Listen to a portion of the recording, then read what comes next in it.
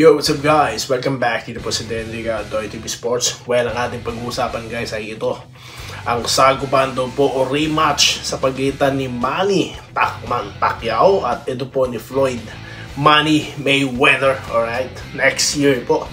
Okay, so mga mga legit sources na po mga nagbabalita niyan. So hindi na po yan chismis.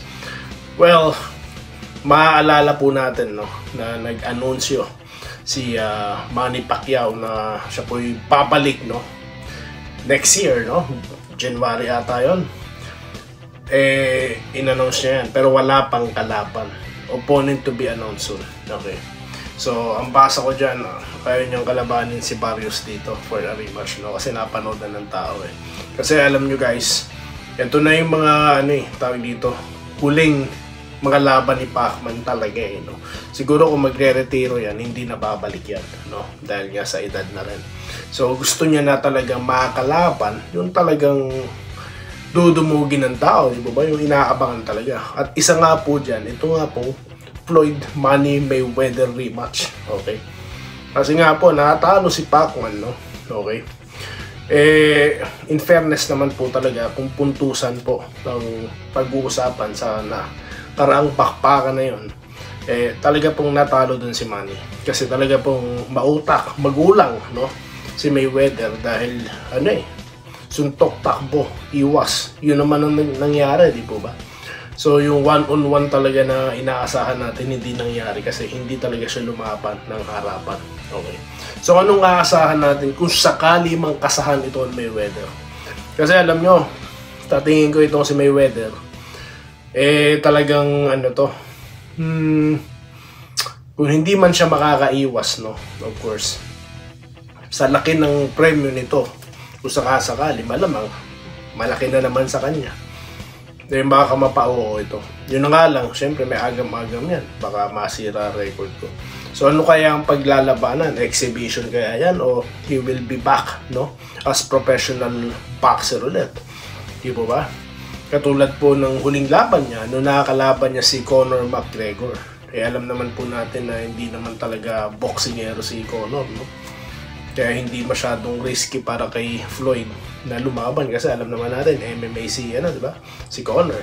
Tapos yung huling laban ni Mayweather, exhibition, Dito kay John Gotti nung 2024 pa, that's last year.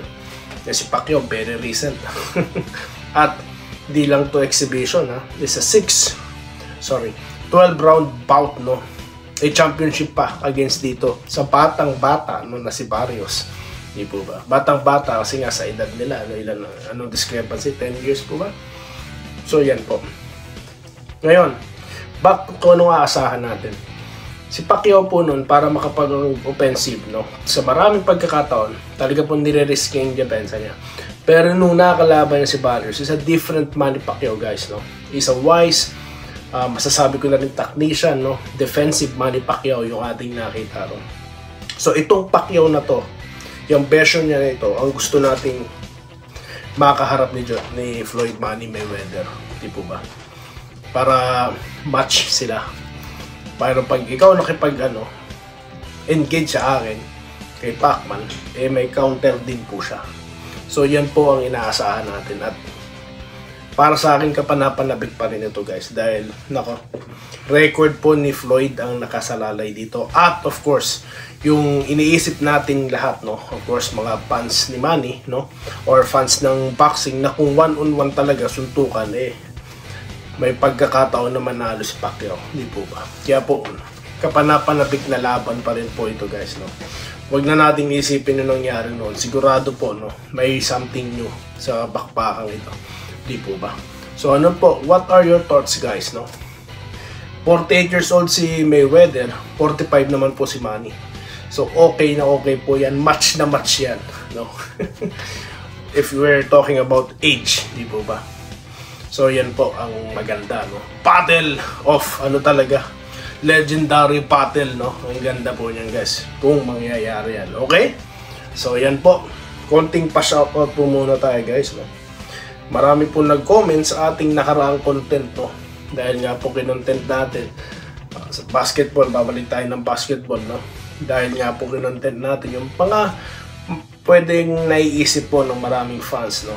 Okay, na sa kasalukuyang kartada ng Barangay Ginebra, maiisip kaya nilang magkarga ng player, di po ba? Dahil nga po, baga, nasa baba na sila Kasama na nila yung Titan sa baba. Di ba? Unfamiliar territory, pero kung fan ka ng Ginebra, masasanay ka, makita sila sa baba, di po ba? I'm talking about nung 90s going to yung nakakalaban nila yung Mobiline phone pass, di po ba? Alright, so dito na po tayo, no?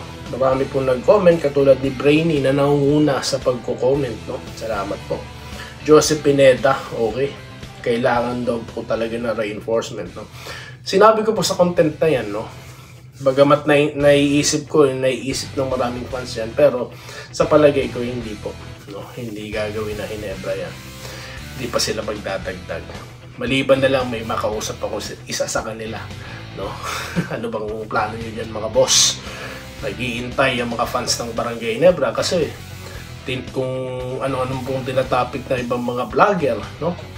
Yung iba pa nililin lang yung mga fans na si John Abyss daw po i-activate na. Yun talaga isang grabe po talagang panlilin lang yun, guys, yo. Panlilin lang talaga yun dahil active player po ng NCAA, tapos sasabihin babalik, diba? So ganyan po, nalilin lang yung mga fans ng Ginebra. Kaya ako sana gumagawa ako ng paraan para i-announce ko na lang sa mga susunod na pagkakataon. Tignan natin, no? Ito po si Christian Arakan na nag-good morning, no? Okay, always present po. Sana daw po makakabawi, no? Alright. Shoutout po kay Sir Christian. Alright. Kay Ma'am Ellen Quillas, of course. Shoutout po sa inyo. Sir Wenceslao Apon. Nag-good morning. Kailangan daw ng Ginebra maipanalo ko nila. Kala ko sasabihin nyo, sir, kailangan. Well, kasi guys, kailangan kasi talaga, no, yung mga players dyan, mapakinabangan ng gusto, no? Kailangan talaga maibuhos, no, kung anong magagawa nila. Kasi kung maglalagay ka dyan ng extra players na naman, no, anong silbi nila dyan? Katulad na lang ni Stephen Holt na Rookie of the Year, di po ba? No, kaya nga siya nilagay dyan para to do something for the team, di po ba? O katulad na lang ni Aparientos, o di ba? Kaya nga dinirap yan, di ba? Para yung offensive mind niya, di ba? Mailabas yan, di po ba? So yan yung mga inilagay dyan. Si Troy Rosario, hinire yan. Tapos kukuha pa ng panibago, no?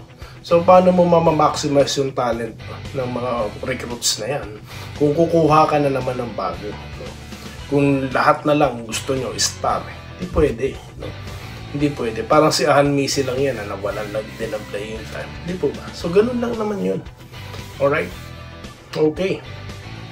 Sa mga susunod na laro po, no, nila, makikita talaga kung anong magagawa ng mga players nila, lalo na yung mga bagong recruits, di po ba? Doon na sila mag-evaluate. Okay? Mark James, nag-good day, no? Dapat lang gusto niya rin po kumuha. Shoutout po sa Guzado family. Kim Cerezo, I'm a Ginebra fan since your worst skin are nice. Came from this band Toyota franchise, but early this season, I already concede that GSM will not become a finalist in all 3 conferences. Drastic changes are needs. Many teams are getting better. Well, sir, to address your comment, well, let's put it this way, that I'm still looking, no, sa lineup ng Ginebra. Medyo dinudugo ako doon, Tagalogin na lang natin. De, joke lang. So ako sir, ang tingin ko din dyan, no, ako as a fan, tinitignan ko yung lineup, may ibubuga di ba? Konting adjustment lang sa nakarang mga laban nila. Meralco, natampakan nila, nakabalik ang Meralco. Yung San Miguel naman po, muntik na nilang talunin, di po ba? So, there is something na kailangan lang pihitin, no? Pagdating naman po sa mga big mans, no? Ganun din nakaka-offensive rebound sila. Sinabi ko yan sa nakaraang content. So, yun din po no. Ayoko pong sumang-ayon, no. Maganda yung pananaw nyo, sir, but ayoko pong tawag dito, sang-ayunan, no. Okay, dahil ako po yung naniniwala sa lineup na yan, malakas yan, no. Malakas yan. Kailangan lang talagang adjustment, no. At tiwala tayo, no? Leadership of Coach Tim Cone. Barrientos nandyan din, mga coaching staff. Mapaplansya yan. And malay natin, no? Okay, expected ko. Nandyan pa rin yan. Finalist pa rin po yan, no? Alright? So, yun lamang po guys, no? Ang aking masasabi dyan, no? Bagamat I agree na talaga naglalakas ang Converge, tignan nyo naman. Deliano guys, no? Malakas. Baka nga daw po ito maging rookie MVP, pag-usapan natin sa susunod na content niya. Dito lamang po sa Den Liga at Toy TV Sports. Mamaya po itutuloy ang pa-shoutout sa ating basketball content. Maraming salamat po at mabuhay kayong lahat, mga kabayan natin dito sa Toy TV Sports. Salamat po sa panonood. Subscribe na para sa mga susunod na basketball at boxing videos.